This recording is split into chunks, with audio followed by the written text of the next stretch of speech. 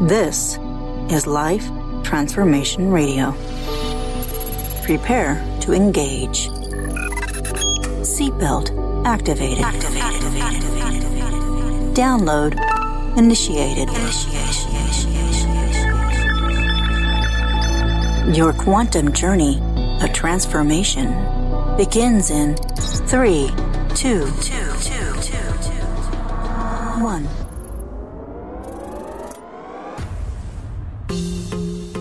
Welcome to Life Transformation Radio. Hi, I'm Rob Actis, best-selling author of The Law of Action, voice actor, business mindset coach, the podcast whisperer, and Mr. Action himself. Here at Life Transformation Radio, we are committed to share more about real life, love, the power of positivity, romance, and of course, laughter. We care about helping others find their internal drive and purpose. We celebrate life's challenges and overcoming them. On the show, my guests are amazing people who are forces for good in the world around them and live a life of transformation. My guest today, she does just that.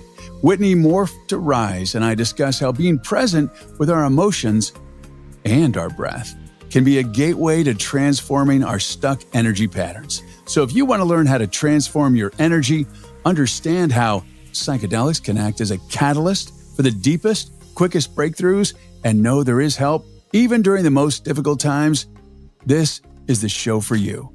Whitney lost her mom 5.5 years ago and has sent her on the ultimate transformational journey that she has infinite gratitude for. Now, that experience brought her to the dharma of working with women through the challenges that life brings. Whitney is passionate about helping empower women through their transformational journey and would love to share some of the healing messages with as many people as possible. Whitney, welcome to Life Transformation Radio. Hello, Rob. Thank you. It's such an honor to be here. Absolutely. Glad to have you here. So we're going to do a medium dive, and we're just going to cover where the universe takes us. Are you ready to strap in and hold on tight, and let's see what happens? Oh, yeah. I love it. Well, first of all, I'm sorry for the loss of your mom. I know it's 5.5 years ago, but that significantly does have an impact on people's life. I lost my dad November, right before Thanksgiving a year ago, wow. And it definitely has an impact. So, yes. So tell me a little bit about what happened. How did she die? How did she pass? Was it a long process? Yeah, she was diagnosed with stage 1 breast cancer back in 2013 and was told by the medical system to get radiation, surgery, and chemo. And I believe it was just the combination of all three of those that knocked down her immune system. And they did a clinical trial of extra radiation. And about 3 years later, she ended up getting a lung tumor that was unrelated to the breast cancer, and it was rapidly developing. So within about 3 years after the chemo, surgery, and radiation, she died within 4 months of diagnosis of lung tumor. So it's like a medically induced cancer.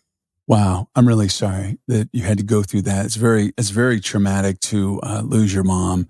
And any parent, actually any family member, but for parents, it's just kind of weird. It's that, you know, your friends are going to die. Well, actually, it's anytime you have a death, that especially someone that you're close to or that's been there, it definitely can take you on a tailspin. And, you know, I know it's very heartbreaking. And, you know, one of the things that I know about you is that you've overcome this in a big way. And so one of the things that happened was that you really expanded your consciousness and your spirituality. Correct. Yeah. The mortality piece, I feel like there's such a gift in the realizing our mortality, because that is exactly what losing anyone close to you does. And it really just shines a light on how precious life is in the deepest sense. And so for that, like, that's where I find the gratitude, is that it does give the true meaning of life, to know that it's not going to be here forever and actually have it in your face. Well, one of the messages that I always try to convey is that you need to live your life like you want to be alive. Like it's so Correct. important to actually live your life. And a lot of people just exist. And so I hope today will be inspiring to some that, haven't said how much they love their parents. I call my mom, she's 94. I call her every couple of days and just check in on her. And she's slowing down. She goes to bed at 6:00 or 6:30 at night now. Oh, But she's just an incredible, beautiful soul. And I know eventually she's going to pass and I'm going to really, really miss her. And I try to live every day like I want to be alive. So it's the way that I interact with people. And I know that, you're all about helping people. And that's why you're here today, to really share this journey that you have taken from, you losing your mom and one of the worst experiences of your life, and how you've, broke into a million pieces. And now this is an opportunity to rebuild your new reality, and how you have done that so magnificently. thank you. And I'm giving you so much compassion for your parents' situation as well. That's really powerful. Thanks. Yeah, it is.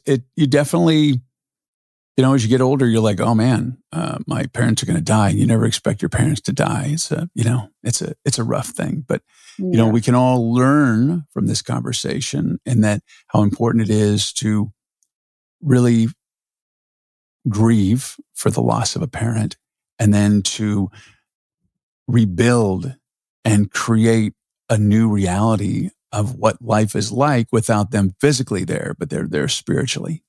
Right. Yeah. So healing, obviously, I mean, I know that anyone that's gone through it, they know it's not linear. And so that's where I've gained so much insight through just really loving myself through the non-linear healing journey, knowing that no matter how much self-development you've had, it can be up and down. And some days you're feeling really on top of the world about it. And other times you're feeling, just pure sadness, and just really holding space for whatever process you're going through. Now, you've really opened up your spirituality. Were you this way before your mom passed, or was this something that just evolved and was like rising from the phoenix?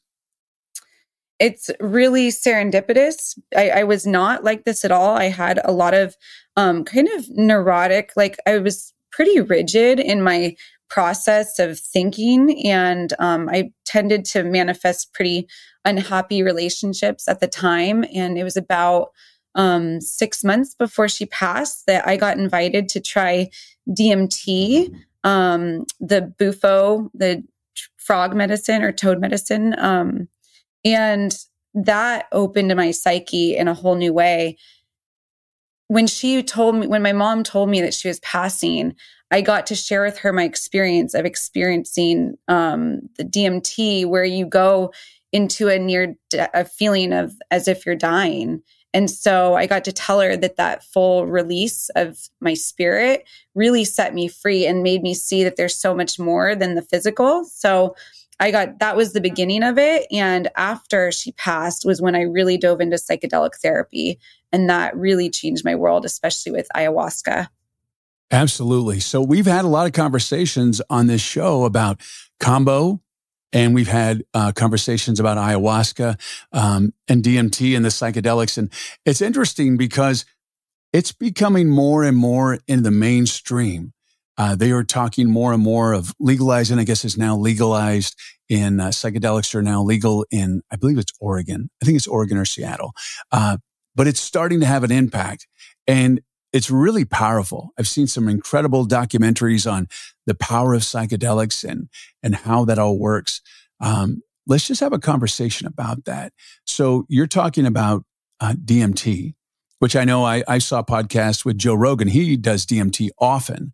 And it's not like getting high. My understanding is it's not like just getting high, like, doing another drug. A psychedelic is more of a spiritual journey that can really remap and transform the way that you look at the world. And some people have even said that it opens up your third eye and you're able to really connect with the universe.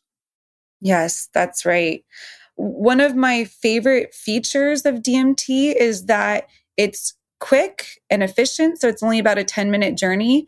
And also it replicates the exhale, like our last breath. So when you smoke DMT, you inhale it and you hold it in for about 10 seconds. When you release it, you get blasted into the only way to describe it is feeling as though you leave your body. And so it quite literally feels like your last breath, which feels like a simulation of death, but it's not. For those that are able to surrender fully, it typically can be really beautiful. If you are fighting it, it can be dark. Every person that I've spoken to, whether they've had dark journeys or easy and loving transcendent journeys, always say it's one of the best decisions they've ever made in a psychedelic experience. So, but it does really replicate that passing on to a different dimension very quickly, whereas ayahuasca is a really slow movement into it. Right. Joe Rogan has an incredible podcast. You should check it out. It's the Joe Rogan Experience, and it's hours. And he talks about all of his deep dive in DMT. There's another guy there that does not have a good experience with DMT. And it's really fascinating. He's like, wow, I'm kind of shocked because he has really bad experiences. And so it's really neat to see the contrast there. As I said, psychedelics are really opening up people's third eye. A lot of people think that when you experience DMT, you actually communicate with extraterrestrials, ETs, people from different dimensions. And it's quite remarkable, the results that I've seen from people that have done DMT. Yeah, absolutely. And it definitely opens up people's spirituality in a way, oftentimes, that they see things that they didn't see before. And they become very, very empowered and very transformed in how they see the world and the universe. And the spirituality just evolves, and sometimes in a very grandiose way. Is that something that happened with you? 100%. Yes. Are you being called to it, Rob, to try it? I've gone through a lot of conversations with it. I have family members and dear friends that are really getting close to connecting with ayahuasca. I've had some deep conversations with a few people. I have a friend that has done DMT, I think like 50, 60 times. Incredible spiritual guy.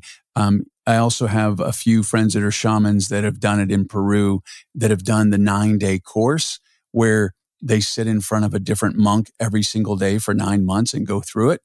And it's pretty incredible what I've seen. I personally haven't been called to it as deeply as some people that I'm surrounded by, but it does keep crossing my path, which I find really fascinating. So I'm definitely open to hear about it. And a lot of people like put a wall up, but I've been very open to see the journey. I haven't decided that I want to buy a ticket as of yet. Yeah. I'm not ruling that out, but I'm very open to what it has done for so many people. Just like talking a few episodes ago, we talked about Kambo, which is the frog and the journey that you can take with that. And that there's a lot of purging. It comes from the mouth and other parts of your body. And it's a quite physical experience. And then we've talked about, other psychedelics of DMT and ayahuasca. And these are ancient medicines, and these are not like you go and do DMT or ayahuasca on the weekend to get high. This is about a very intentional journey, and it's not one to be taken lightly. And I just really want to preface that. I think it's really, really important to know that this is not a conversation about a recreational drug use. This is something that's healing, that's medicinal, and it's ancient medicine. And there's a tremendous amount of intention and respect and love for these processes. And I wanted to make that really clear. Yes, absolutely agree with that. And when you were asking if I was different, like completely different, night and day since I first started using this medicine. My rigid thinking has just shifted light years. And all my friends, even from the first time I did DMT, they said, I don't know what has happened to you, but just keep doing it. Cause I just started glowing and radiating inner peace and feeling so liberated, because I no longer feared death after experiencing, just from my very first psychedelic experience. I knew that we are pure consciousness at the end of the day, and that cannot be destroyed. And it made me so at peace. And I also love combo, and combo helped me overcome the fears around pain. Because I witnessed my mom going through a lot of pain through her cancer. And combo is this 20-minute opportunity to really transcend what pain means, because combo can be so incredibly uncomfortable. But through breath and just reminding yourself that it's a sensation that we get to feel it because we have a human body to experience these intensities.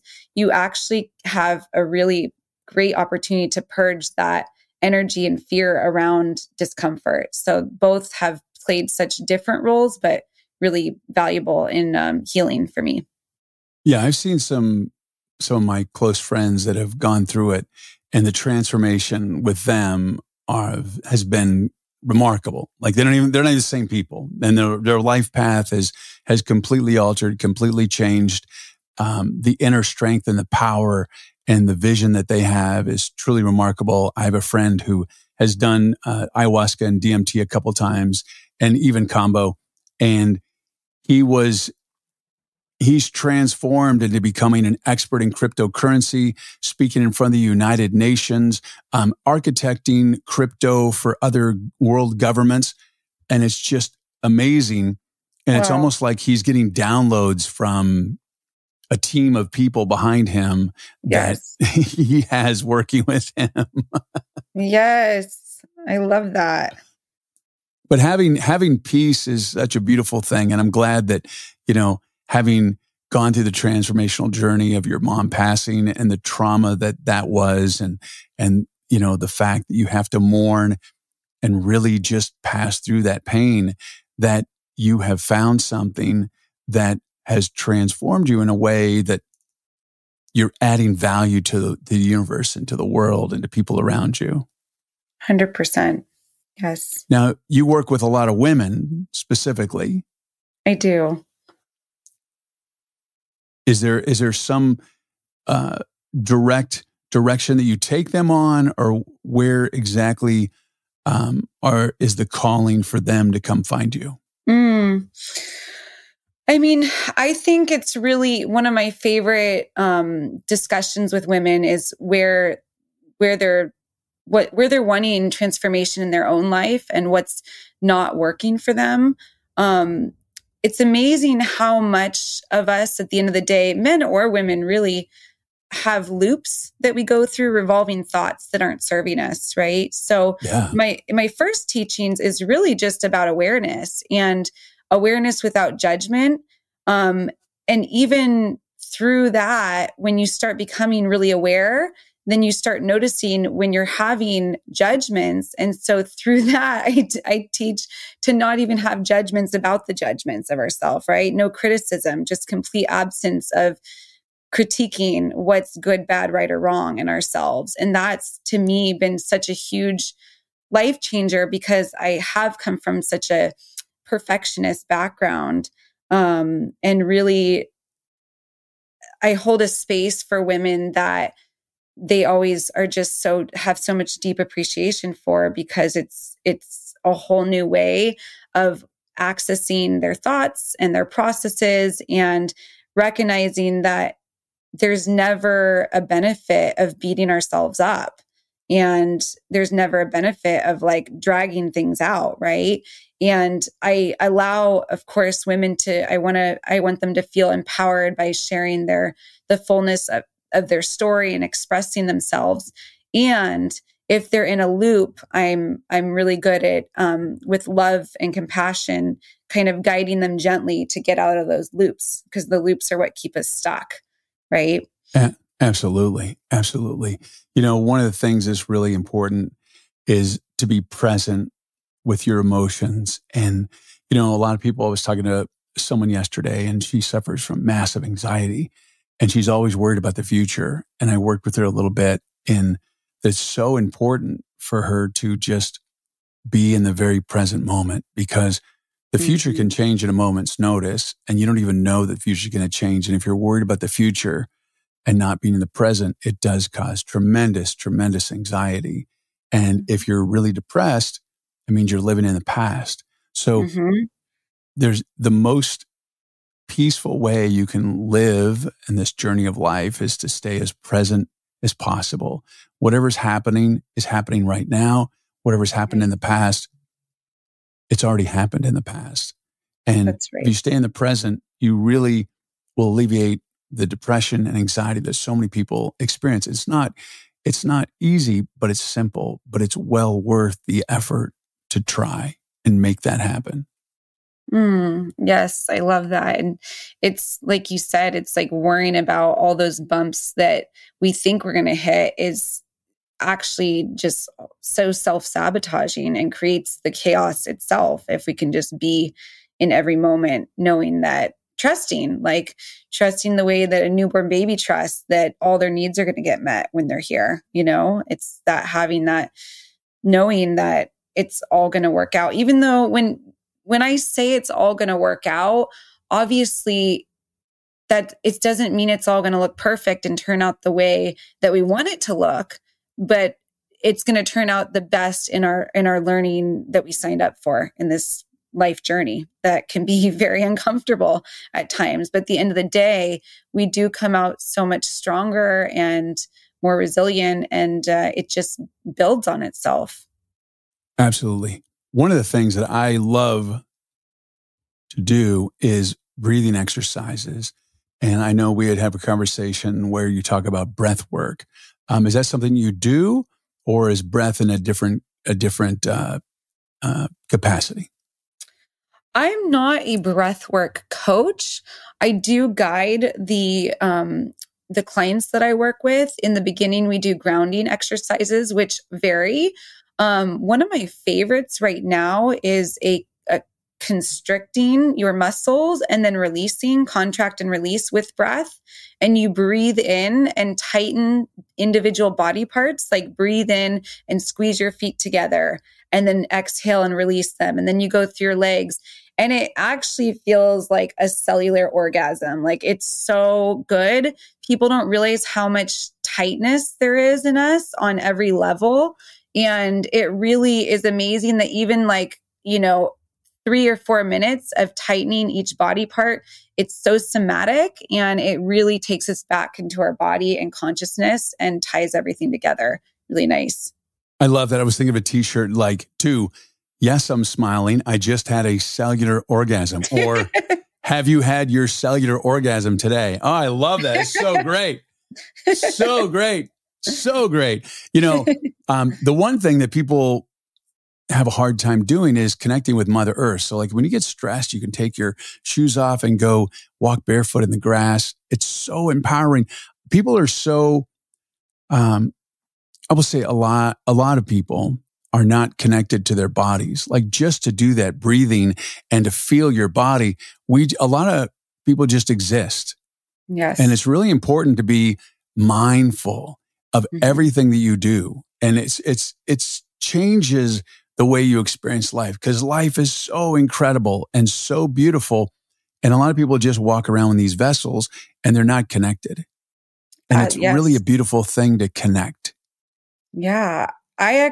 One of the most interesting things I just heard recently was there's a man that is training. Have you heard of the condition where people pull their hair out? I forget the name it's called. It's a condition where people have such severe OCD that they're tearing their hair out and picking at themselves. Have you heard of that?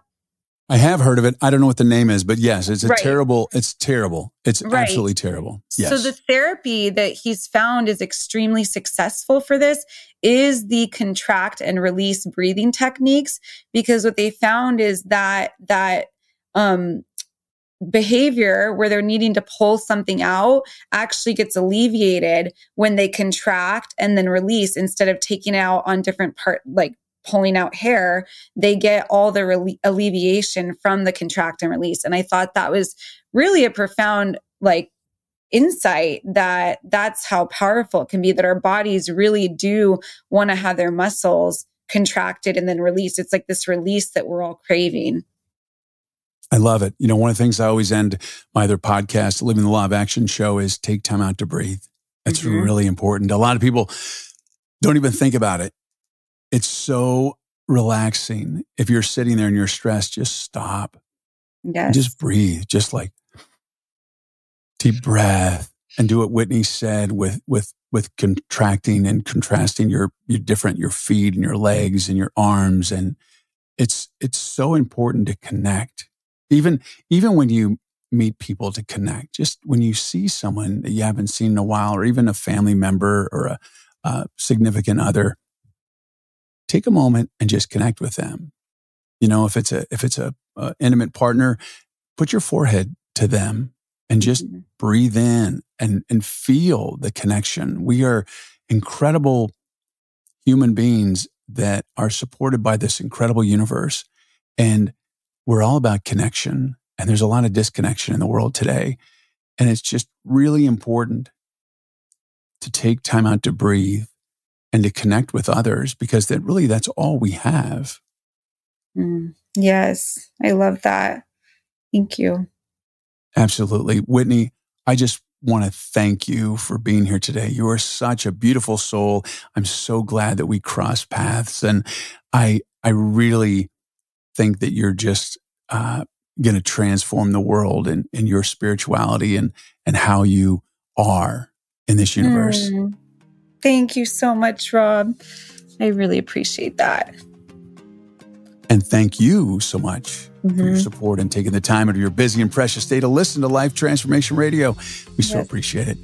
Thank you for allowing me, along my very special guests, to touch your heart, move your soul, and inspire you to live a life of transformation. I'm Rob Actis. Take time out to breathe. You got this. Until next time. This is Life Transformation Radio. Download complete.